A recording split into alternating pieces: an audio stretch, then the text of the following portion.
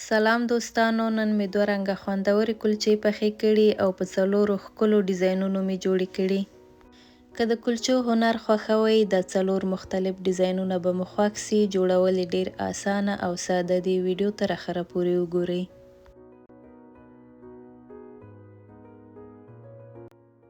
لومړی یو هګۍ په کاسه کې اچوو، بیا یو ګیلاس بوره ور اچوو او ښه یې سره ګډوو ترڅو کریمي شکل خپل کړي.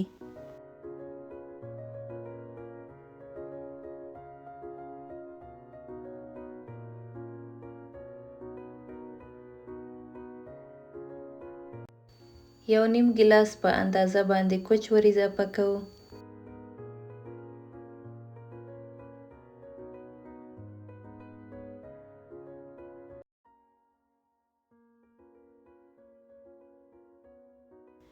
یو قاشوغه ونیله، یو قاشوغه هم بیکینګ پوډر ور اچوو.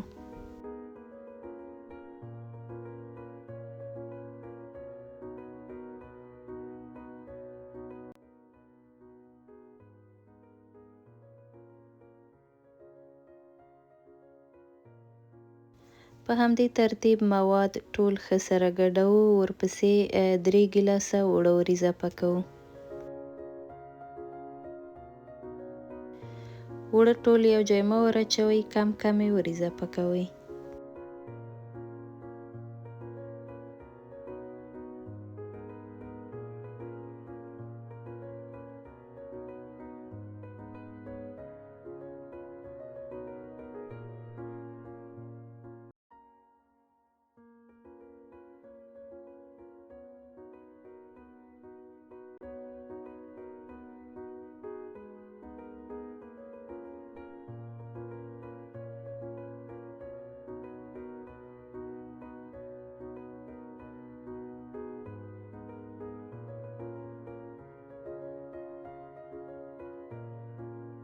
اوړه مې په دوه برخو تقسیم کړل، بیا مې په یوه برخه کې د کاکاو پوډر ګډ کړل.